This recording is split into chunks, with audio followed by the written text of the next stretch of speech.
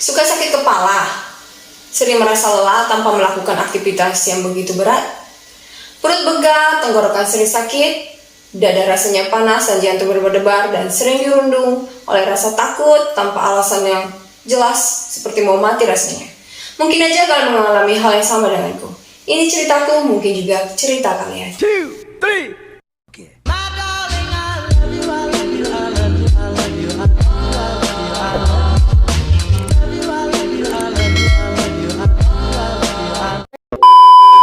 Hai guys, ketemu lagi denganku di YouTube channelku. Apa kabar kalian semua? Semoga kalian sehat selalu.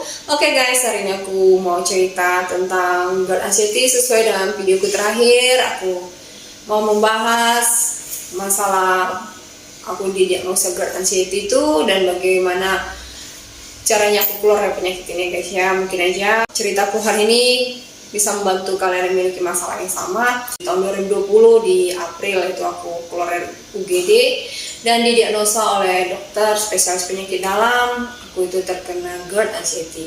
Jadi untuk GERD itu sendiri yaitu gastroesophageal reflux disease, itu asam lambung ya guys ya. Cuma dia kayak kronisnya gitu, asam lambung yang gak tertangani dalam jangka waktu yang lama, jadi dia lebih parah gitu guys daripada asam lambung biasa, dimana aliran asam lambung itu naik ke atas, aliran makanan gitu tuh dibawa ke atas. Dan untuk anxiety-nya itu sendiri itu seperti kayak lebih masalah mental kita ya, itu kecemasan, kekhawatiran berlebihan gitu. Jadi sebelum menuju ke rasa gejala yang aku rasakan itu, aku mau cerita sedikit tentang riwayatku. Mungkin ya waktu aku masih remaja gitu memang aku hidupnya agak sembrono gitu ya, suka jajan sembarangan, suka telat makan, dan ya kayak apalagi waktu masa-masa SMA gitu ya, aku suka makan goreng-gorengan. Dan itu memang aku udah sering kena serangan mah ya, itu tiba-tiba perutku ngisap-ngisap gitu. Cuma dulu mungkin karena masih belum parah kali dan akunya masih muda ya, masih remaja gitu, aku nganggapnya sepele, jadi aku jarang makan obat-obat kayak antasida. Aku nggak tangani lah, karena nanti dia kalau udah ngisapnya hilang ya udah, sakitnya udah gak ada gitu. Jadi aku pikir ya cuma kayak gitu aja lah masalahnya. Jadi itu udah lama sebenarnya, waktu aku SMA aku udah ngerasain itu, aku udah tahu aku memang sakit mah. Dan berlanjut ketika aku kerja itu, aku kan kerjanya di pabrik perusahaan Jepang lah gitu ya, di Batam, dan itu ada siang dan malamnya. Dan di shift malam itu kan apalagi jam-jam 12 sampai jam 5 pagi itu tuh waktu rawan untuk melawan kantuk. Di situ aku suka mengkonsumsi itu ya, soft drink kayak Kratindeng, minum kopi. Jadi itu satu hari, apalagi kalau masuk malam itu aku satu hari bisa minum kopi itu sampai 2-3 kaleng ya, itu yang Nescafe itu ya. Kadang kalau nggak kopi kaleng itu Kratindeng gitu. Dan mungkin itu juga ya, jadi pola hidup, pola makan dari masa muda itu yang udah ada gejalanya gitu. Dan masuk ke waktu rumah tangga itu, aku sebelum didiagnosa ini memang udah ngerasain gitu. Aku suka sakit tenggorokan, rasanya kayak panas dalam gitu ya. Aku pikir dulu itu panas dalam, aku nggak ngerti, benar nggak ngerti gitu. Dan nanti tiba-tiba ya kayak gitu, suka nyeri-nyeri perut. Aku pikirnya gini ya, semua kali gitu. Jadi aku nggak pernah tanganin itu gitu. Jadi setiap kali perutku kayak begal, ngisap-ngisap, ya udah aku biarin nanti dia hilang gitu. Ternyata itu rupanya udah signal-signal ya. Memang aku orangnya itu suka overthinking lah, suka pikiran-pikiran negatif gitu ya. Apalagi udah masuki rumah tangga gitu, aku suka lah. Nanti kalau entah sakit dikit gitu, aku searching gitu. Terus aku pikir jangan-jangan aku kena kanker ini, jangan aku tak kanker. Tapi cuma gitu aja, cuma sekedar searching ya udah, nggak ada.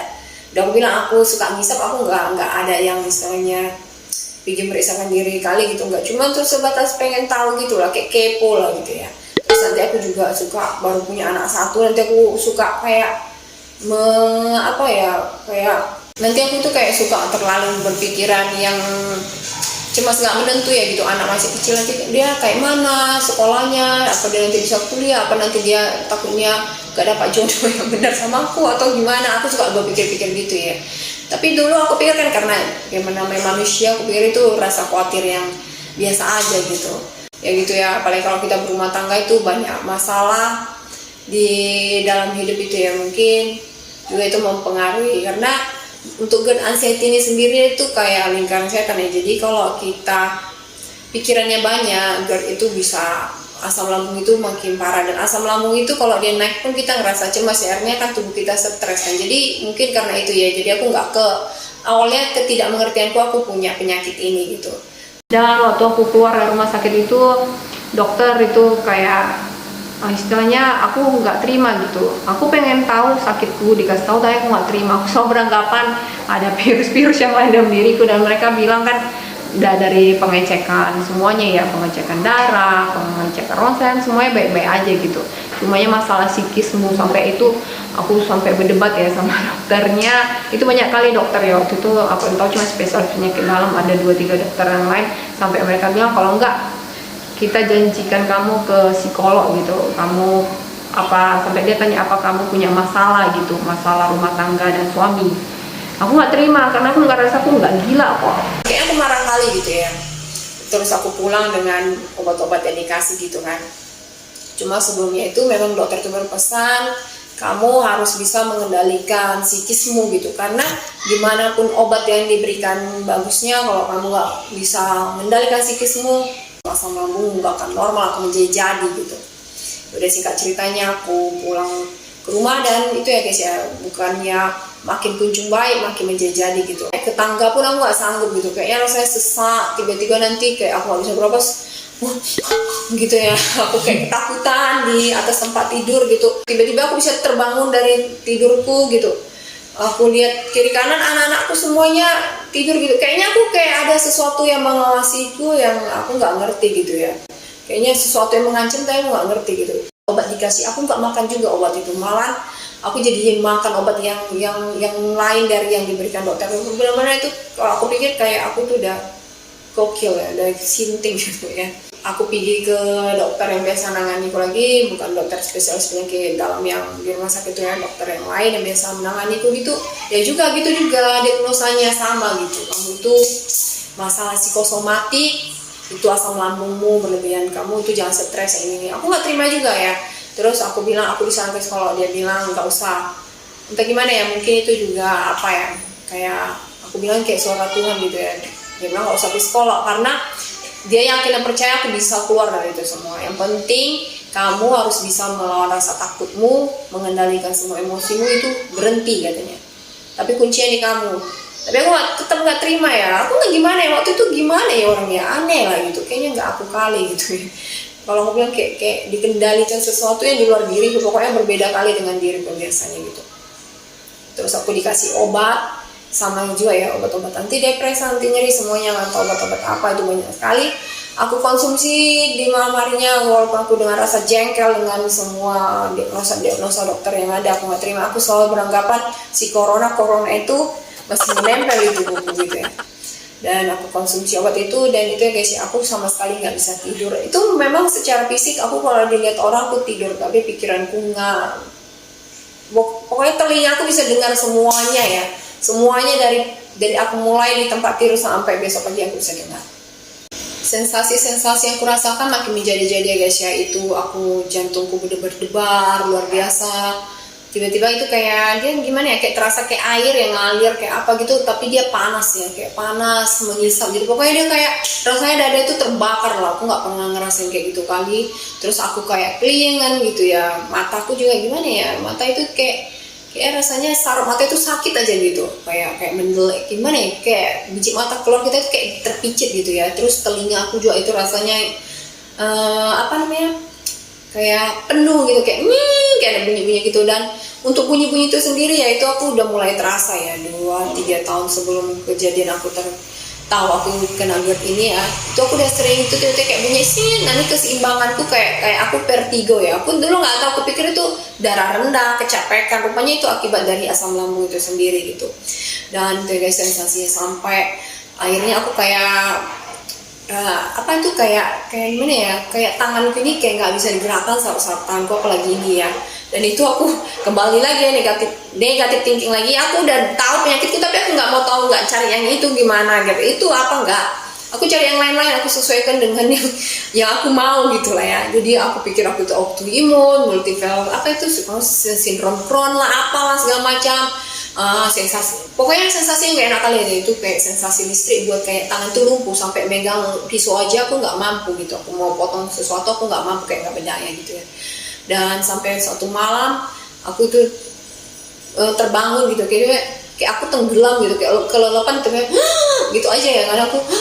Aku bangunin suamiku gitu kan, terus dia bilang mungkin kok kelaparan gitu, mungkin apa, ya udah dibawa ke bawah dikasih makan, dan bener lagi itu kayak rasa terbakar di awal sakit sampai itu yang masalah yang aku kena sensasi-sensasi itu. Aku udah 2 bulan lebih lah ya, lumpuh secara aktivitas ya, secara manusia. Aku rasa kayak aku memang benar-benar digerogoti habis dengan sakit ini. Dan di malam itu yang aku bilang, aku akhirnya berpikir, karena udah lemes, aku gak tidur, ya udahlah kok mati. Padahal aku sebenarnya takut ya, aku takut sensasi kayak tenggelam gitu, aku kayak tenggelam kelelapan itu lagi ya. Tapi udah aku tidur, ya udah mati pasrah lah waktu itu. Dan aku kalau udah pasrah, besoknya aku bisa tidur nyenyak, dan besoknya aku terbangun dengan sehat gitu. Dan itu tetap lagi kembali lagi sensasinya itu ya. Dan itu aku benar-benar sampai turun ke tangga pun aku nggak berani. Pokoknya yang paling ngeri itu masalah psikisnya itu, aku kayak ketakutan luar biasa. Aku dari tangga aku nggak berani, kayak aku sampai dengar suara gitu ya kan, kamu pasti mati kalau lewat dari tangga yang mati. Kayak aku takut jatuh aja tiba-tiba dari tangga itu, aku nggak berani. Jadi yang biasanya orang naik tangga ya gimana, biasanya aku itu merangkak gitu satu demi satu. Itu benar-benar kayak aku udah gak ngerti lagi, dan ini aku jungkir balik ya saya. Dan sampai aku mandi pun aku nggak berani mandi, itu mandikan suamiku. Pernah juga ya itu aku pulang lagi cek lagi dari spesialis penyakit daun lagi, dia tanya kamu makan apa ya? Aku bilang iya aku makan, padahal aku nggak ada makan obatnya kan. Tahu juga nyari juga tentang sakit ya, itu juga jawabannya. Nggak mungkin dokter nambah-nambahin, tapi aku ya itu nggak terima lagi gitu. Dan pas pulang aku rasanya capek, aku mau tidur, ya itu sensasinya kembali lagi guys. Sensasinya itu kayak ya ini kayak naik dari kaki gitu kan. Kalau udah dia naik itu kita tiba-tiba kayak kelelapan, kayak kita ketakutan gitu. Dan itu membuat kita gimana ya, kayak aku gitu takut lah gitu, benar-benar takut, dia nggak berani tidur gitu. Aku takut aku nanti mati gitu, nggak bisa bangun lagi gitu.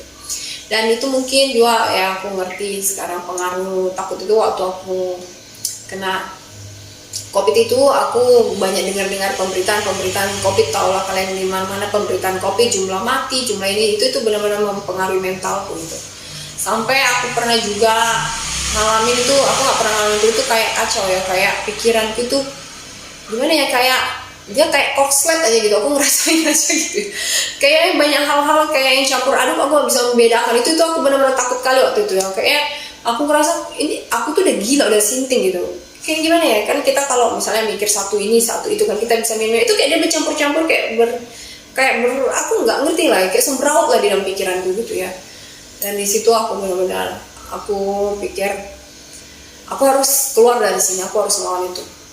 Gimana pun aku berkata sama diriku ya, itu aku bilang, Lydia kita harus keluar dari sini, kalau nggak gini kita itu bisa gila. Jadi aku bayangin kalau gila gimana gitu. Aku jalan-jalan itu aku kasihan sekali lihat anak-anakku, terutama lihat anak yang kecil ya, karena aku memang benar-benar yang lihat mereka itu aku nggak mampu gitu. Aku nggak mau, memang benar tubuh itu kayak ngerasa nggak mampu. Akhirnya semua anggota fisikku merasa nggak mampu, jadi aku cuma di kamar gitu ya. Paling kalau aku keluar tuh untuk ya berobat, padahal obatnya nggak dimakan juga. Nggak jelas ya, pokoknya aku hitung itu waktunya dokter bilang datang hari ini, aku datang tapi aku nggak makan. Itu memang benar-benar sinting. Akhirnya aku itu ya putuskan di sore hari itu aku mandi gitu. Yang akunya udah hampir mungkin ada seminggu ya, aku tuh cuma lap dia kalau suamiku lagi rajin dimandikan gitu ya.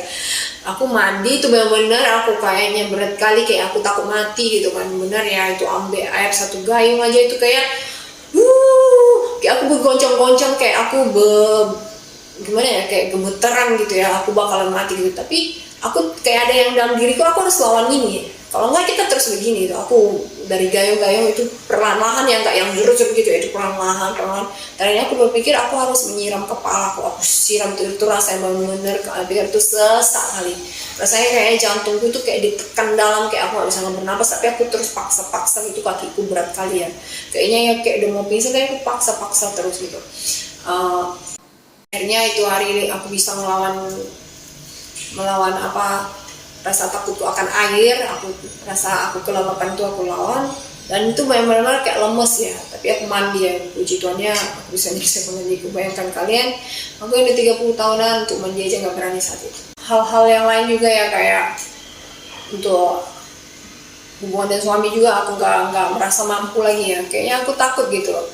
Pokoknya rasa takutnya itu luar biasa ya. Aku takut kalau dekat dengan suamiku aku tuh kena corona. Aku takut karena memang perutnya, tekanan di perut bawah itu sakit kali ya. Jadi aku takut aku mati kalau berhubungan sama dia. Jadi benar-benar aku tuh mati fungsi ya dibuat penyakit itu. Sebagai ibu, sebagai istri, sebagai manusia, aku itu benar-benar dikerogoti sekali itu.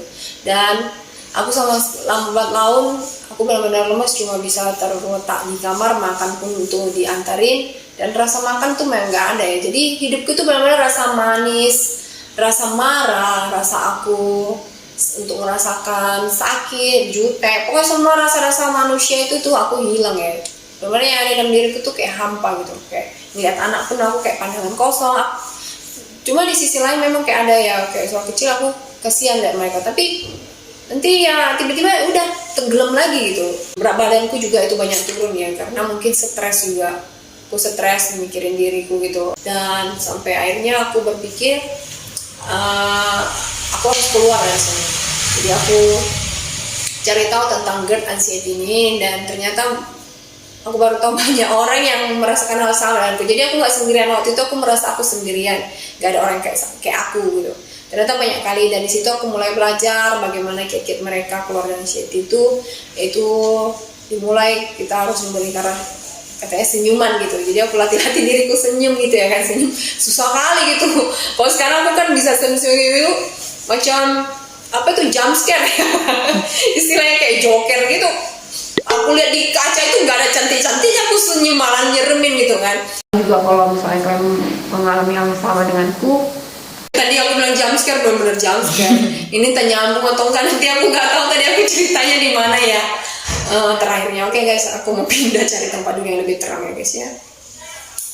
Sebenarnya lampunya udah hidup ya guys ya, cuma ya udahlah, udah sempat pindah ke atas, kami malas ke bawah lagi. Oke guys, langsung aja. Jadi itu aku mulai ngikutin saran-saran youtuber, ada ya para youtuber yang penyintas GERD anxiety ini juga.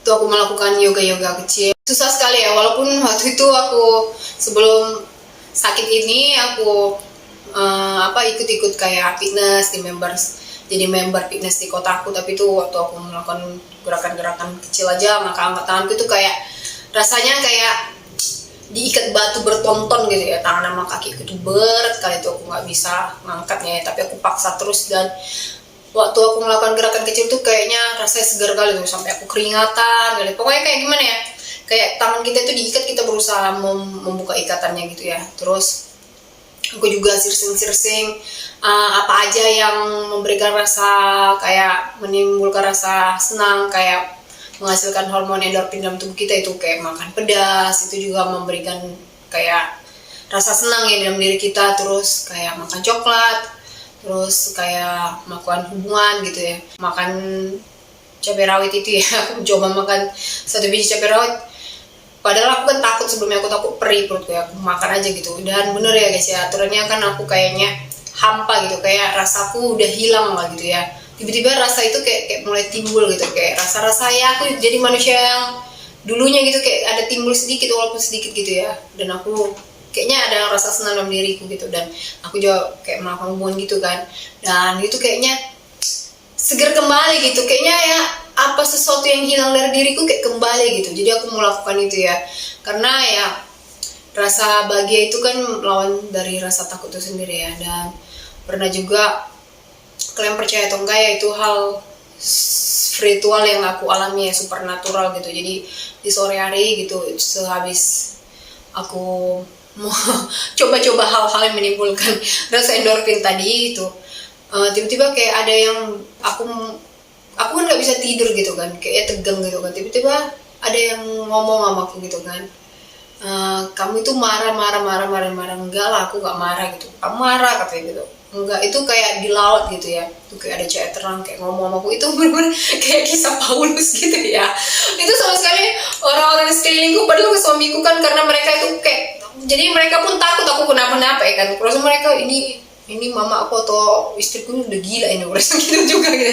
Jadi orang tuh kayak ada takut gitu. Jadi orang tuh selama aku sakit tuh di sekelilingku gitu. Apalagi kan karena corona itu juga sih. Jadi suamiku kalau nggak kerja ya di rumah aja gitu. Jadi mereka nggak bisa sampai hari ini kalau aku cerita gitu orang tuh nggak sama sekali nggak ada ngeliat apa-apa, nggak bisa dengerin apa-apa. Itu benar-benar kayak aku sendiri yang ngerasain itu. Dan orang tuh melihat aku gerak-gerikku itu kayak mimik muka aku tuh kayak orang psycho katanya. Kayak orangnya habis putus obat orang sabu-sabu gitu kan. Jadi tuh aku kayak di review gitu kan, banyak hal di masa laluku itu yang goncangan hebat. Jadi aku pernah ya kehilangan dua sosok, dua orang yang aku sayang yang benar-benar memukul diriku ya. Waktu itu aku kehilangan my baby boy lah gitu ya. Jadi dulu aku udah pernah juga punya laki-laki dan dia meninggal gitu waktu aku melahirkannya. Dia baru umur 2 hari dan waktu meninggal itu ya sampai orang sekelilingku juga heran ya. Aku sama sekali nggak bisa nangis ya. Jadi aku orangnya sangat susah mengungkapkan rasa sedih itu, aku sangat susah. Tahu itu rupanya tersimpan di sini bertahun-tahun tuh tersimpan di sini. Dan juga waktu kehilangan bapakku gitu aku merasa gagal sebagai seorang anak, apalagi aku anak pertama, kok bisa dia sampai kayak gitu. Itu benar-benar aku menghakimi diriku bertahun-tahun ya, kayaknya aku nggak bisa buat banyak sama bapakku. Dan gara-gara masalah ini ya, sakit ini tuh yang aku mengalami hal supernatural itu, aku kayak dilawat. Suara ini is knowing itu ya benar-benar kuat gitu, kayaknya aku harus mengampuni diriku gitu. Ada hal-hal di luar jangkauanku sebagai manusia gitu, aku harus mengikhlaskan itu dan mengampuni diriku. Jadi aku waktu itu menghakimi diriku, aku benar-benar menghakimi diriku, kenapa aku begini, coba aku nggak begini, coba waktu itu aku nggak begitu, mungkin dia masih hidup, coba aku bisa begini sama bapakku, aku bisa ngasih saran begini, aku bisa, pokoknya aku selalu menghakimi diriku ya. Dan itu rupanya membentuk rasa kecemasan, stres itu di dalam diriku ya, kayaknya aku melukai diriku sendiri gitu. Dan akhirnya di review di situ aku nangis ya guys, aku nagisnya banyak hal-hal yang terjadi di hidupku yang diingatkan itu sebenarnya itu udah selesai gitu. Ngapain aku nggak hidup di masa lalu itu, kenapa aku terus tinggal di masa lalu itu. Suara itu ngajarin aku, bener-bener aku tuh kayak diajarin gitu ya. Kau tahu rasa manis, ini rasa manis. Kau tahu rasanya marah, aku bener-bener mirip-mirip kayak marah. Kau tahu rasa julid, aku gimana julid sama orang yang aku nggak tahu. Aku tuh bener-bener udah kayak tembok aja gitu. 2 bulan terakhir itu aku benar-benar kayak tembok yang aku nggak tahu apa-apa lagi. Dan di situ aku benar-benar rasa itu semua datang lagi sama aku ya. Terus kamu itu selalu mencari rasa kasih itu dari orang yang istilahnya, aku selalu mengharapkan suamiku itu menyayangi aku ya. Kita nggak bisa istilahnya mengharapkan orang mengerti kita, karena mungkin aja dia pun orangnya yang nggak mengerti dikasih, mungkin dia pun orang yang istilah less atau yang minim rasa kasih sayang. Jadi gimana caranya dia bisa sayang sama kita gitu. Jadi kayak suara itu bilang, kenapa nggak, padahal aku sangat mengasihimu, aku ada di sini samamu, kenapa kau selalu mencari kasih yang nggak ada itu, tapi yang ada samamu itu nggak bisa kau lihat. Itu tuh benar-benar aku kayak rontok ya, benar-benar rontok ya. Jadi kalau ditanya apa yang membuat titik balikku tuh bisa keluar dari anxiety itu tuh yang benar-benar mendekatkan diri sama Tuhan ya guys ya. Kayak itulah titik balikku dari kayaknya Tuhan yang menarikku kembali gitu. Padahal aku tuh udah istilahnya, kalau aku bilang aku sudah mengarah ke dunia orang mati ya. Mungkin nggak mati secara fisik, tapi aku mati secara pikiran ya. Karena memang anxiety itu dia menggerogoti kita sehingga kita itu kayak mati fungsi secara pikiran ya. Pikiran kita tuh kayak dirampas sama penyakit ini. Jadi apa jalan keluar yang paling utama untuk bisa keluar dari si anxiety itu? Kalian harus mendekatkan diri sama Tuhan, dan yang paling penting lagi kalian mau keluar dari penyakit itu sendiri. Jadi jangan mengasihani diri sendiri ya guys ya. Artinya kayak aku dulu itu, aku bilang aku selalu istilahnya aku tahu Tuhan, aku percaya Tuhan, tapi aku menuhankan diriku di atas semua masalah yang terjadi sama aku di masa lalu gitu. Jadi itulah aku belajar untuk mengikhlaskan hal itu, dan aku mulai untuk mencoba gak khawatir dengan masa depan. Karena dulu kayak aku bilang, aku suka khawatir, pikir-pikir negatif. Nanti kalau misalnya entah anakku umur berapa, apa aku masih hidup, apa suamiku masih ada, apa kami masih mampu sebagai orang tua membiayai dia. Aku selalu pikir gitu. Itu kan hal bodoh, itu sama dengan kita memungkiri keberadaan Tuhan. Aku mulai juga dengar musik-musik rohani, itu kayak merilekskan otakku, lambat laun kayaknya pikiran tuh ringan ya, badan tuh ikut ringan. Dan aku juga mengikuti pola-pola makan yang dianjurkan dokter, kayak makan sedikit tapi sering, atau aku makan porsi-porsi kecil sedikit. Dan aku waktu itu juga nggak makan yang kayak digoreng-goreng, itu sangat aku hindari. Aku nggak makan cabai-cabai, aku benar-benar makan bukan hambar ya, aku makan dia masih yang pakai penyedap-penyedap sedikit, tapi memang nggak makan yang pedas, nggak makan yang kayak tomat-tomatan yang asam-asam juga. Dan aku itu paling sensitifnya dari dulu kalau aku rasa aku sensitif kalau makan coklat ya, karena mungkin gasnya tinggi atau dia lebih susah dicerna pencernaan mungkin ya. Jadi kalau aku makan coklat tuh kayaknya begah kali ya, aku langsung begah, terus kayak panas dalam gitu, sakit tenggorokan. Itu aku hindari. Kayak cake itu aku hindari juga. Terus kayak makan mie instan juga, aku waktu itu sama sekali nggak sentuh mie instan. Ada mungkin sejak aku sakit itu setengah tahun kedepannya aku nggak makan mie instan juga. Dan itu juga ya guys, aku juga mulai gak mau kepo-kepoan lagi tentang corona itu tadi. Jadi aku mulai tutup itu kupingku untuk masalah-masalah waktu itu, hitung-hitung jumlah kematian, varian-varian baru di sini ini aku mulai tutup telingaku dari pemberitaan-pemberitaan itu ya. Jadi aku mikirin yang senang-senang aja, aku mikirin, mulai mensugesti diriku untuk mikirin senang, yang stop yang toxic itu gitu. Dan aku ya juga mendengarkan ada itu kayak youtuber yang sekalian, dokter Andris Kosomatik itu, aku juga buka ya channelnya. Dia itu kayak dokter spesialis kejiwaan sekaligus youtuber. Dia ada mantra itu ikhlas, sabar dan sadar ya. Jadi kita harus mengikhlaskan ya. Aku belajar itu, aku mengikhlaskan. Kayak katanya tadi yang kayak suara itu juga ya, karena aku belajar memaafkan diriku, mengikhlaskan apa yang nggak bisa aku lakukan di masa lalu. Dan aku belajar sabar terhadap diriku, menyadari aku ini, ya inilah aku udah ada sakit ini. Dan aku mulai sadar untuk menjaga pola hidupku, pola makanku, pola pikirku. Aku nggak mau terlalu mikir apa. Aku juga nggak mau julid, karena aku jujur dulu aku suka istilahnya kalau orang kayak pandangannya gini menjeng-jeng, apaan sih dia orang gitu ya. Jadi aku mulai gak mau ambil pusing itu. Memang sampai sekarang juga masih gitu ya. Cuma kalau dulu itu bisa terbebani ke pikiranku ini ya, itulah negatif thinkingnya aku gitu. Sekarang aku berpikirnya positif aja ya, mungkin dia lagi ada masalah, atau ya biarin aja, mungkin aja kita punya kelebihan makanya kayak begitu ya. Jadi kita berpikirnya ya senang-senang, jangan yang toksik. Terus jangan suka iri hati sama orang. Kalau kita lihat, aku juga dulu sering itu ya, banding-bandingkan kayak pasanganku nanti dengan pasangan orang, kenapa sih suami orang begini-gini, itu jangan ya. Karena kita nggak tahu dapurnya orang gitu. Karena yang kayak aku pernah bilang itu, setidak cocoknya pasangan kita rasa itu adalah yang terbaik yang diberikan Tuhan sama kita, itu pasti yang bisa mengimbangi kita ya gitu ya. Dan aku juga mulai kayak pola tidurku, dulu aku suka begadang ya, aku suka baca-baca komik, nonton film Korea itu sampai nanti aku tonton sampai jam 2 pagi. Kalau udah jam 2 pagi ada los, itu nggak bisa tidur lagi. Bayangkan tuh sampai berhari-hari, berbulan-bulan, itu jadi kayak gimana, kayak gaya kita gitu, jadi kayak habit kita gitu kan, susah tidur. Dan puji Tuhan ya, aku imbangin tuh semua pola pikir, pola hidup, pola makanku. Benar, aku bisa perlahan meminimalisir si anxiety-nya tadi. Karena dari yang aku baca ya guys ya, itu kelebihan berat badan juga itu berpengaruh dari ini ya, kekambuhan si GERD ini ya. Jadi kita harus juga mengelola porsi tubuh kita, idealnya tubuh kita itu ya. Jadi aku itu juga, jadi bukan udah kita dapat cantik, kita dapat sehat juga gitu.